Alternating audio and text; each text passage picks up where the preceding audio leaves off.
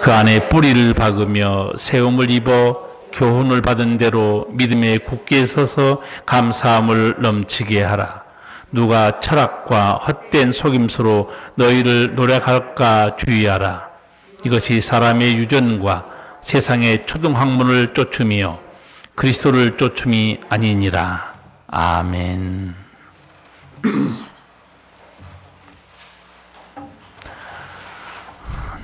나무가 고목이 되면 결실하기가 어렵습니다. 고목나무를 잘라보면 속이 새카맣게 돼 있어요. 가지마다 점점 말라갑니다.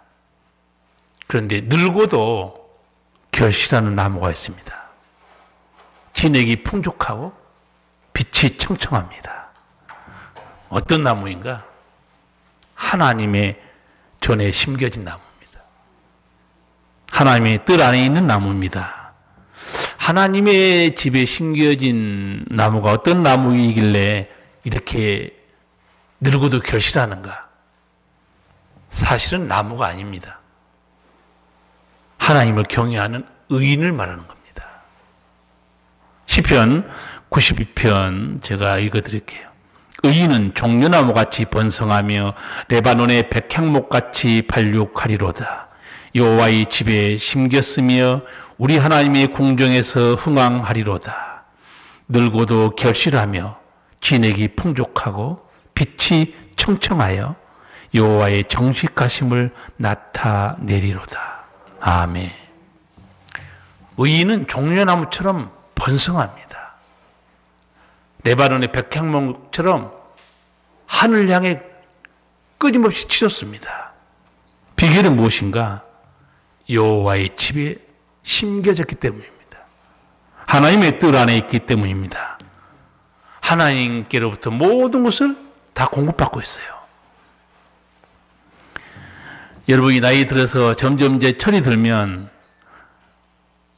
인생의 뿌리를 어디에 내리고 살아야 되는가? 답이 나옵니다. 내 믿음의 뿌리도 인생의 뿌리도 하나님께 뿌리를 내려야 돼요. 그래야 그 인생이 늙어서도 하나님의 은혜로 풍성한 삶을 살 수 있어요. 노년에 품이 있고 존경받는 삶을 사는 인생 얼마나 행복해 보입니까? 여러분, 돈이 많다고 인생이 늙어도 결실하고 진액이 풍족한 게 아니에요. 단순히 건강관리 잘했다고 잎이 청청한 나무처럼 그렇게 멋있는 인생을 사는 건 아닙니다. 그런 인생을 살고 싶으면 하나님께 뿌리를 내려야 돼요. 마음을 하나님께 두라 그 말입니다. 하나님의 능력과 은혜를 덧입어야 돼요. 하나님 품에서 살면 그렇게 됩니다. 약속하고 있어요. 노년을 초하지 않고 애롭지 않고 품 있게 살고 싶으시면 오늘 말씀처럼 내 삶의 뿌리를 하나님께 내리시기 바랍니다. 나는 성도 여러분이 이 말씀처럼 믿음 생활 잘해서 누가 봐도 노년에 참 멋있는 삶을 사시기를 축복합니다. 여호와의 전에 심겼으며 우리 하나님의 궁정에서 흥왕하리로다. 늙어도 결실하며 진액이 풍족하고 빛이 청청하여. 얼마나 부러운 인생입니까? 성경은 오늘 시편 1편 교독문 읽었잖아요. 거기도 물가에 심기운 나무가 나와요. 이 사람 물가에 심기운 나무 누구냐? 여호와의 율법을 주야로 묵상하는 사람. 하나님께 마음을 두고 사는 사람. 그 행사가 다 형통하리로다 그렇게 돼요. 그런데 하나님을 떠나서 자기 힘으로만 사는 인생은 광야에 척박한 땅에 심겨진 나무처럼 좋은 일이 없다는 거예요. 그 인생에. 그렇죠. 하나님의 은혜를 누리지 못하기 때문에 그렇습니다. 저는 고통의 멍에 벗으려고 예수께로 나옵니다. 이 찬송가 참 좋아해요. 그 가사를 보시면 고통의 멍에 벗으려고 예수께로 나갑니다. 자유와 기쁨 베푸시는 주께로 갑니다. 병든 내 몸이 튼튼하고 빈궁한 삶이 부해지며 죄악을 벗어 버리려고 주께로 갑니다. 고통 있는 사람 예수님께로 가면 돼요. 하나님 우리에게 이렇게 자유와 기쁨 주시는 은총을 예비하고 있습니다. 그러니까 성경은 왜 혼자 가시밭길로 가냐 그렇게 안타깝게 말하고 있어요. 내게 돌아오라는 거예요. 탕자의 표도 마찬가지 아닙니까? 성도 여러분은 어디에 뿌리를 내리고 사십니까? 하나님입니까? 아니면 돈입니까? 하나님. 아니면 재물입니까? 오늘 우리가 읽은 말씀은요, 예수님께 뿌리를 받고 살라고 말합니다. 다 같이 6절, 7절 같이 읽겠습니다. 그러므로 너희가 그리스도 예수를 주로 받았으니 그 안에서 행하되 그 안에 뿌리를 박으며 세움을 입어 교훈을 받은 대로 믿음에 굳게 서서 감사함을 넘치게 하라. 아멘.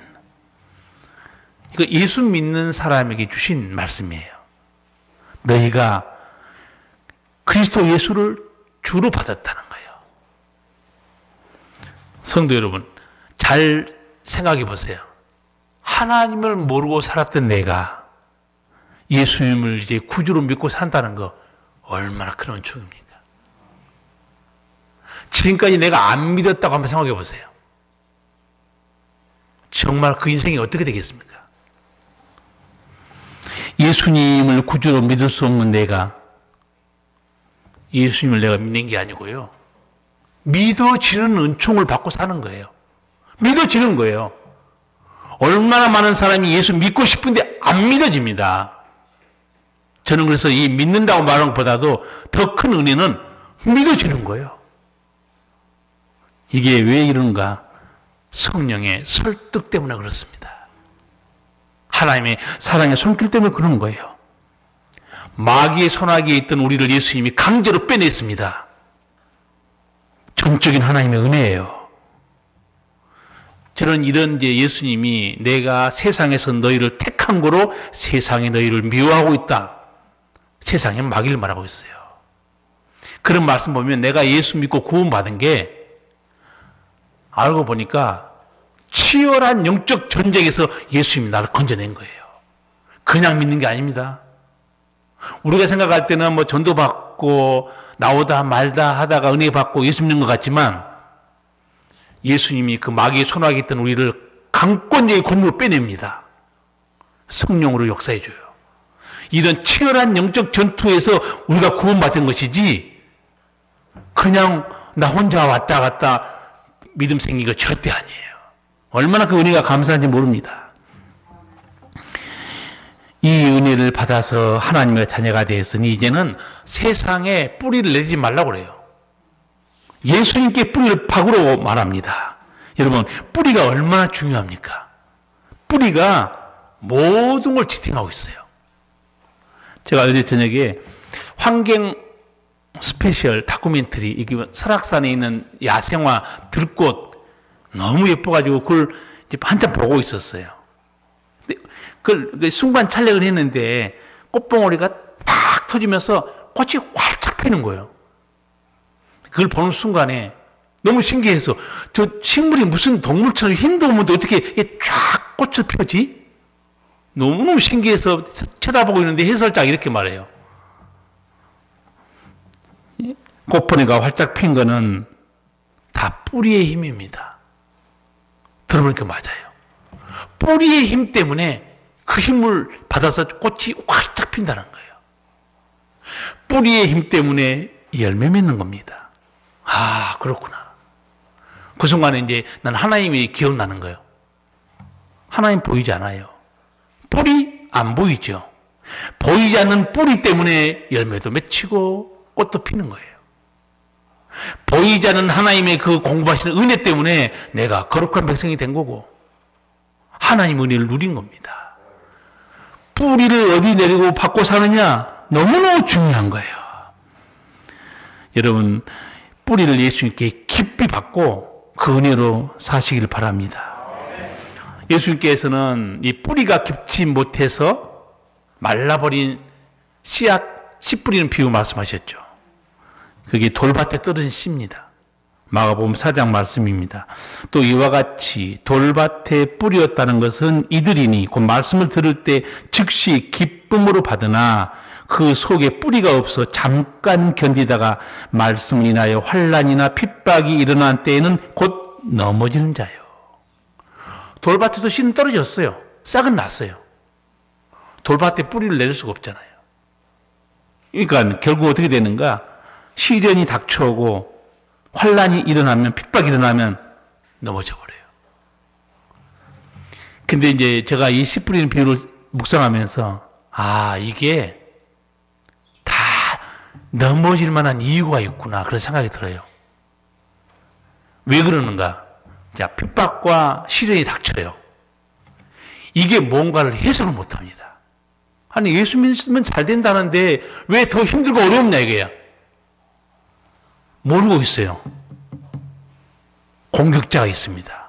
마귀가 얼마나 해방을 놓습니까? 교회 못 가게 하고 사건 만들고 힘들게 만들고 그러니까 그걸 포기해버리는 거예요. 이걸 의미를 모르는 거예요.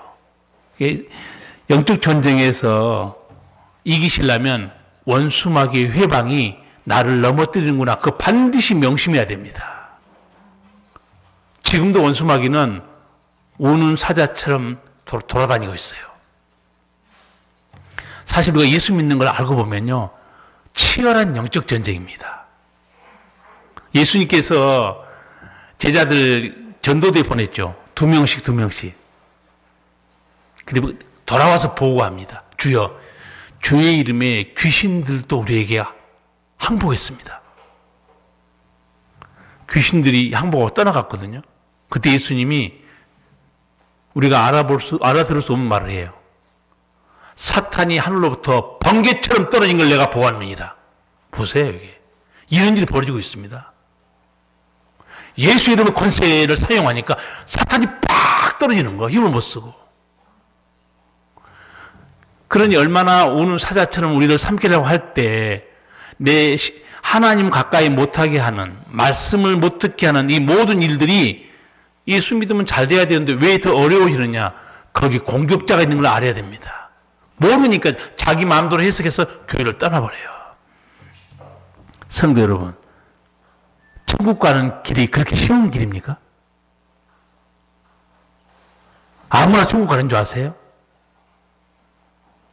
얼마나 죄악이 우리를 붙들고 원수 마귀가 해방하고 공격하고 다시는 사망이 없는 거, 아픈 곳이 없고 곡하는 것이 지나가 버린 그 아름다운 천국 아무나 들어갑니까? 최후 승리자만 들어갑니다. 끝까지 완주하는 자가 들어가요. 그래서 뿌리를 박으라는 거예요. 사도 바울이 오늘 우리에게 한 서너 가지로 승리하는 신앙의 비결을 알려줍니다. 잘 여러분 기억하기 바랍니다. 첫 번째 이렇게 말해요. 사도 바울이 그 안에서 행하되, 예수님 믿게 됐으니까 그 안에서 행하라는 거예요. 이게 무슨 말인가? 마음을 뺏기지 말고 항상 예수님 품 안에 살라는 거예요. 밖에 나가지 말라는 거예요. 세상 유혹받아서 밖에 나가면 죄의 유혹도 있습니다. 세상 유혹도 있어요. 마귀의 유혹과 공격도 있습니다. 예수님 안에 예수님 날개 안에 있으라는 거예요. 제가 얼마 전에 끔찍한 동영상을 본 적이 있어요. 인터넷 신문에 잠깐 나와서 뭔가 했더니 한 중국 사람이 자기가 애지중지하는 애완견을 데리고 동물원을 갔어요. 그래서 뭐 사자도 보고 호랑이도 보고 이제 늑대 우리도 갔어요. 근데 얘가 움직이는 바람에 잘 못 잡아가지고 그 애완견이 늑대 우리로 딱 떨어졌어요. 제가 동영상을 봤더니 너무나 무서운 거예요. 7마리 늑대가 순식간에 덮쳐가지고 꽉 물고 한 방에 나가버린 거예요. 구석으로 끌고 들어가는 거예요. 어떻게 무슨 동물원 관리자도 손을 쓸 틈이 없는 거예요. 들어갈 수도 없고. 그 주인은 비명을 지른 거예요. 내가 그걸 딱 보는 순간에 주인 품에 있어야 되는구나. 성도 여러분, 예수님 품 안에 있어야 돼요. 베드로전서 5장 8절 말씀과 똑같은 일이 벌어진 거예요. 근신하라 깨어라. 너희 대적마귀가 우는 사자같이 두루다니며 삼킬 자를 두루쳤나니. 절대 하나님 품을 떠나면 안 돼요.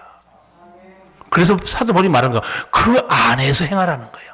눈물 흘리든 게으름 피든 어떡하든 절대 예수를 떠나지 말라는 거예요. 그게 내가 승리하는 길이다. 성도 여러분, 마음으로 굳게 다짐하시기 바랍니다. 나는 평생 하나님 품에서 살리라. 다짐하셔야 돼요. 결단해야 됩니다. 그래야 안전해요. 오늘 설교 후에 이 찬송가 나 이제 주님의 새 생명 얻으면 이 찬송 부를 텐데 이 가사가 너무 은혜로워요. 그리고 우리나라 사람이 작사 작곡한 거예요. 나 이제 주님의 새 생명 얻은 몸 옛것은 지나고 새 사람이로다. 그 생명 내 마음에 강같이 흐르고 그 사랑 내게서 해같이 빛난다. 영생을 누리며 주 안에 살리라. 오늘 또 내일 또 주 함께 살리라. 주 안에 감추인 새 생명 얻으니 이전에 좋던 것 이제는 값없다. 하늘의 은혜와 평화를 맛보니 찬송과 기도로 주 함께 살리라. 가사가 너무 은혜롭지 않습니까? 주의 은혜로 새 생명을 얻고 보니까 자기는 달라진 것이 있다고 찬송해요. 뭐가 달라졌느냐? 주 안에 감추인 새 생명 얻으니 이전에 좋던 거 이제는 값없다. 이게 새 사람의 징표예요. 이전에 좋았던 죄악이 여전히 예수 믿어도 좋다. 그거 이상한 사람이에요. 그건 말이 안 되는 거예요. 이전에 좋았던 그 죄악, 악한 습관, 쓰레기 같은 거 믿고 나니까 이게 아무것도 아닌 것들이에요. 목사님, 내가 이걸 붙들고 살았네요. 이제 눈 떴습니다. 이제 나는 주 안에 삽니다. 이 찬송은 얼마나 귀한 이 신앙 고백이에요. 거듭 나오면 자연스럽게 이전에 좋던 것은 이제는 값없게 돼야 정상이에요. 새로운 신령한 은혜 때문에 기뻐해야 됩니다. 성도는 세상과 다른 사람들이에요. 우리는 돈 잘 벌려고 건강하고 자식도 잘 되고 세상 사람처럼 그런 은총을 받을 때에도 우리는 그것만 쳐다보지 않습니다. 하나님을 생각하는 거지. 아버지께서 이렇게 해주셨구나. 아버지께서 이렇게 은혜 베푸셨구나. 우리는 고백이 달라요. 두 번째 승리의 비결이 뭔가? 그 안에 뿌리를 박으며. 세상 헛된 것에 뿌리 박지 말라는 거예요. 너 세상 헛된 것에 뿌리 박고 살면 광야에 심겨진 나무처럼 그 인생이 고단하고 힘들어진다는 거예요. 어떤 사람이 늙어도 진액이 풍족하고 빛이 청청하는가? 하나님이 집에 심겨진 나무입니다. 예수님께 뿌리 박고 사는 사람이에요. 그래서 사도 바울이 그 안에 뿌리를 박으며 그렇게 살라는 거예요. 믿음의 뿌리는 예수님께 내려라. 성도 여러분, 평생 예수님께 뿌리 내리고 사시길 바랍니다. 예수님께로부터 모든 은혜와 능력을 우리가 또 공부할 수 있어요. 문제는 결단입니다. 많은 성도들이 예수님도 알고 하나님 은총도 알아요. 그런데도 예수님께 뿌리 내리는 온전한 결단을 잘 못해요. 그럼 그 은혜가 내리겠습니까? 예수님께 공급받지 못하면요, 그 인생은 가시밭길이에요. 예수님께 뿌리에서 모든 걸 공급받아야 됩니다. 세 번째 승리의 비결은 뭔가? 그 안에 세움을 입어. 예수님 안에서 세워지라고 말합니다. 저는 이 말씀이 내가 내 믿음의 집을 예수님 안에서 세우는 건가? 그렇게 했는데 이 말씀을 자세히 보니까 그런 말이 아니더라고요. 믿음의 집은 예수님이 세워준다는 거예요. 성령께서 세워준다는 거예요. 그럼 우리가 할 일이 있습니다. 예수님이 세워줄 때 우리는 순종하면 돼요. 그리고 예수님께 맡겨야 돼요. 그러면 예수님께서 성령과 말씀으로 내 믿음의 집을 잘 건축해 줍니다. 그런데 그렇게 합니까? 하나님의 말씀을 잘 안 듣습니다. 내 믿음의 집을 예수님이 세워주실 때 걸림돌이 두 가지가 있어요. 첫 번째 걸림돌이 뭐냐? 내 생각이 너무 강해요. 내 마음을 비우지 않습니다. 내 마음, 내 생각, 판단을 다 내려놓고 주님이 원하신 대로 내 형상을 새롭게 해주세요. 그럼 맡겨야 돼요. 그럼 예수님께서 싹 만들어줍니다. 두 번째 걸림돌이 뭔가 시간 관리입니다. 이렇게 만들어 주려고 하는데도, 그럼 만들어 주려고 하면 예수님께 나와야 돼요. 예수님 말씀을 들어야 돼요. 그런데 여러분 오늘 설교 드리면서 여러분 또 결단할 게 하나 있어요.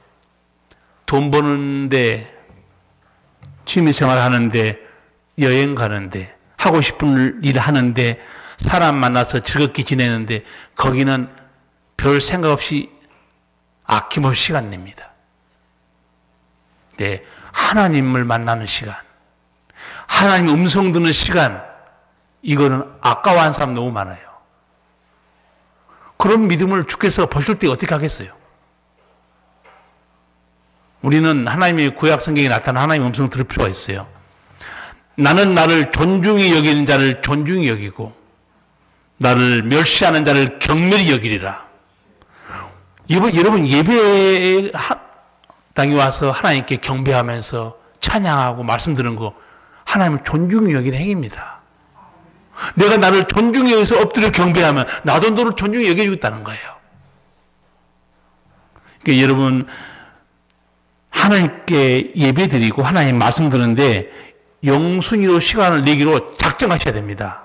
아, 이건 내가 타협할 수 없는 시간이다. 사람들이 타협할 수 없는 시간이 몇 가지가 있어요. 병원에 의사하고 예약돼 있잖아요. 다른 거 다 제껴놓고 그 시간을 꼭 지킵니다. 건강 병 고쳐야 되니까. 여러분 하나님을 만나는 시간은 그 무엇보다도 바꿀 수 없는 시간으로 마음속으로 결심을 딱 하셔야 돼요. 이 시간은 절대 타협할 수 있는 시간이 아니다. 내 아버지 집에 가서 경배하고 내 아버지 말씀 듣고 살아야지. 그럴 때 하나님이 우리를 존중히 여겨주는 거예요.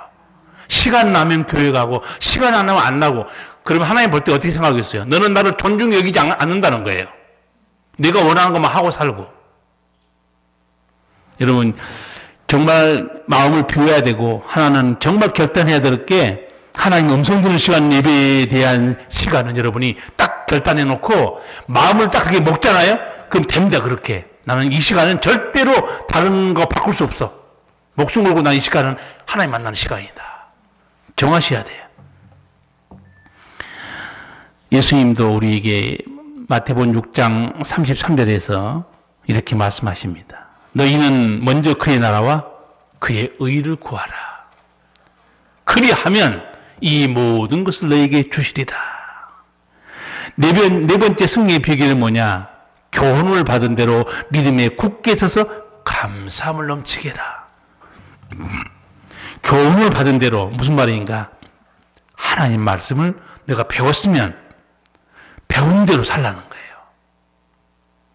여러분 하나님 말씀 잘 안 배우면요 자기 생각대로 삽니다. 말씀을 배워야 돼요.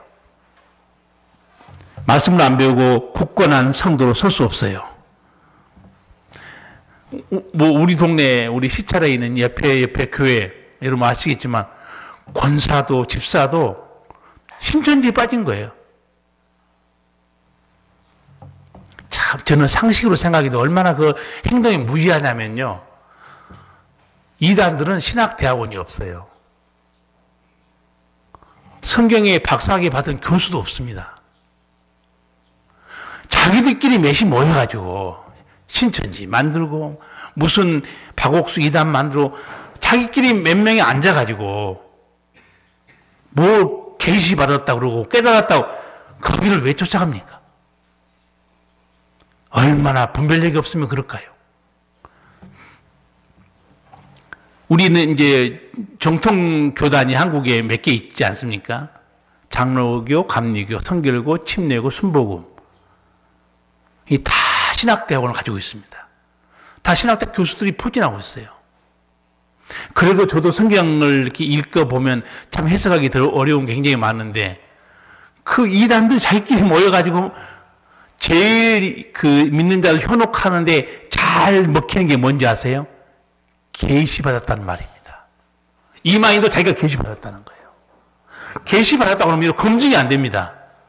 그래서 제가 여러분에게 이 종교에 신앙에 관련 유튜브 볼 필요 없다고 말한 거예요. 별별 유튜브가 다 떠 있는데 성도 여러분은 검증 못 합니다. 어떤 분은 저한테 물어봐요. 목사님 죄송한데 여기에 속한 그 교회가 건전한 교단입니까? 물어본 경우도 있어요. 그럼 제가 알려주죠.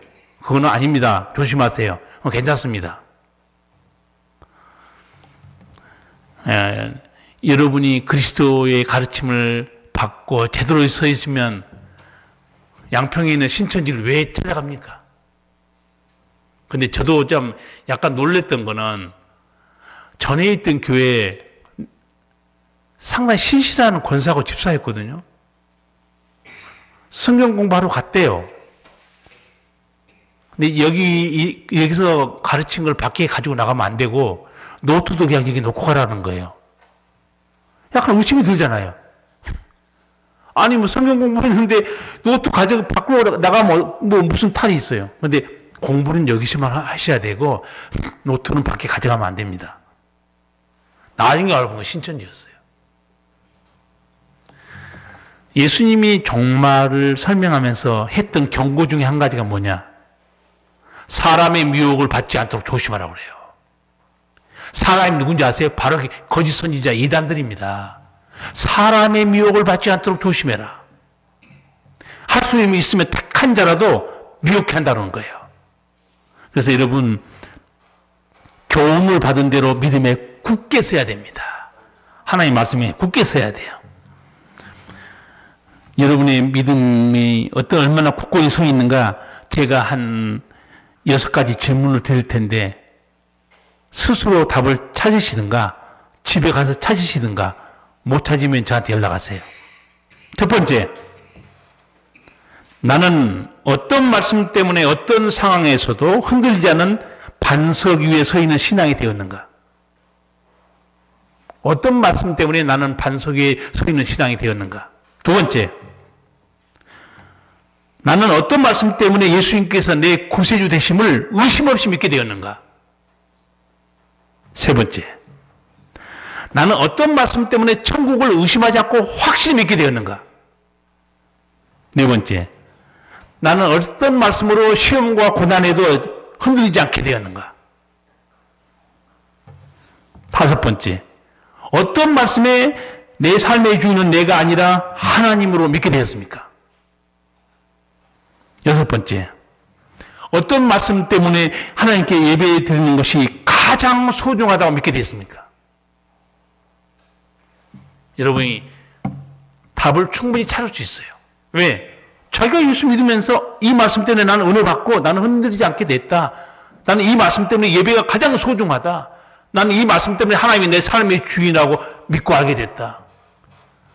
성도의 믿음의 체계가 부실하잖아요. 그러면 넘어져요. 흔들립니다. 저는 대학생들, 청년들 전도사 하면서도 강력하게 얘기했어요. 너가 전도하면서 친구들하고 말해. 나는 이러고 이래서 나는 하나님을 믿는다. 당당하게 말할 수 있어야 된다. 나는 이래서 하나님께 빠지지 않고 예배를 드리고 있다. 말할 수 있어야죠. 성경에 나와 있어요. 누가 소망에 관한 이유를 묻거들랑 온유한 마음으로 대답할 말을 준비하고 있으라고 그랬어요. 지금 이건 이제 제가 여러분에게 묻는 얘기지만 불신자나 초신자에게 여러분 물을 수 있습니다. 집사님은 무엇 때문에 그렇게 천국을 확신하십니까? 집사님은 무엇 때문에 그렇게 구원에 대해서 자신감을 가지고 있습니까? 왜 예수만이 구원의 능력이라고 믿고 있습니까? 무엇 때문에 그래요? 한번 말씀해 보세요. 대답할 수 있어야 됩니다. 교훈을 받은 대로 굳게 서서 믿음이 굳게 서야 돼요. 감사함을 넘치게 하라. 여러분, 제가 질문했던 거는 또 한 번 더 유튜브로 들을 수는 있습니다. 지금 녹화하고 있기 때문에. 사도 바울은 이렇게 승리하는데 여러 가지 지침을 주면서 조심하라고 경고한 것도 있어요. 8절을 같이 읽겠습니다. 누가 철학과 헛된 속임수로 너희를 노래할까 주의하라. 이것이 사람의 유전과 세상의 초등학문을 쫓음이요 그리스도를 쫓음이 아니니라. 아멘. 첫 번째, 조심할 게 있다는 거예요. 철학과 헛된 속임수. 성경에 철학이라는 말이 딱 한 번 나오는데 여기 나옵니다. 바울이 철학이라는 말을 써요. 사도행전 17장 보면 확실히 사도 바울도 철학을 공부 많이 하는 걸 알 수 있어요. 거기 보면 금욕주의 철학자들, 쾌락주의자 철학자들과 논쟁한 게 나와요. 이 그리스가 철학의 도시잖아요. 원래 이 철학이라는 단어는 좋은 단어입니다. 사랑하다는 말과 지혜, 이 말이 합쳐져 있어요. 지혜를 사랑한 게 철학이에요. 우리 영어로는 필라소피라고 그러잖아요. 필라소피가 철학인데 그 헬라어에서 나온 단어예요. 필로스, 사랑하다, 소피아, 지혜. 두 말이 합쳐서 필라소피. 그런데 왜 사도 바울은 이 철학을 헛된 속임수라고 말했을까요? 철학과 헛된 속임수, 이게 같은 말이에요. 두 단어가 아닙니다. 이 내용을 딱 이렇게 보면. 근데 바울의 말은 이거예요. 헛된 속임수 같은 철학 조심하라는 얘기예요. 왜냐하면 진리도 아닌 거, 영적 진리도 모르는 철학자들이 성경 말씀하고 다 섞어가지고 바울이 들어보니까 헛소리하고 있어요. 여러분, 절대 하나님 말씀에는 딴 거 섞으면 안 됩니다. 하나님 말씀은 순수하게 그걸 받아들여야 돼요. 너가 속지 말라고 말한 게 사람 유전도 또 나옵니다. 사람의 유전, 예수님이 쓰신 용어예요. 장로의 유전, 사람의 유전. 이게 무슨 말인가? 하나님의 율법을 인간적인 방법으로 해석해가지고 가르치고 있어요. 그래서 예수님이 하나님의 계명을 사람의 계명으로 헛되이 지금 지키고 있다고 책망했어요. 인간적인 가르침, 해석 조심하라는 거예요. 그리고 또 하나는 초등학문 이렇게 말이죠. 초등학문 그러니까 우리 지금 초등학교 이런 기초적인 초보적인 그런 말과 같은 말이에요.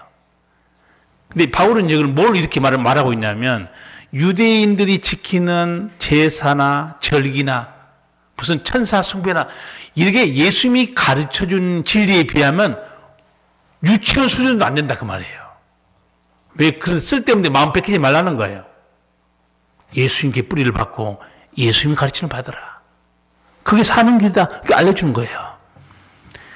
불신자들이야 인간이 만든 종교의 가르침이든 철학의 가르침이든 아마 받아들일 거예요. 거듭난 성도는 그런 말을 절대 믿지 않습니다. 왜? 그건 진리가 아니기 때문에. 구원의 능력도 없어요. 영원한 약속도 없습니다. 하나님 말씀만 진리예요. 예수님이 그렇게 이제 마지막 저녁에 예수님이 십자가 지기 전날 기도할 때 아버지 말씀은 진리입니다.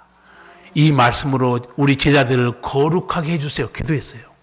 아버지 말씀은 진리입니다. 아버지 말씀은 진리인가 동시에 예수님도 진리죠. 내가 곧 길이요 진리요 생명이니 나로 말지 않고서는 아버지께 올 자가 없다는 거예요. 성도 여러분, 세상 헛된 것에 마음에 뿌리를 내리고 살면 안 됩니다. 그런 사람은 광야 척박한 땅에 뿌리 내리는 나무와 같아요. 누르고도 교실하고 진액이 풍족하고 빛이 청청하고 싶습니까? 예수님께 뿌리 박고 사시기 바랍니다. 여러분, 세상 헛된 것에 한번 뿌리를 내려보세요. 거기 어떻게 되는 줄 아시죠? 세상 헛된 것에 뿌리 내려봤자 그 치유 능력 없습니다. 지켜주지도 않습니다. 채워주지도 않아요. 우리를 영원한 천국으로 인도해주지도 않습니다. 오직 예수님께 뿌리를 내려야 돼요.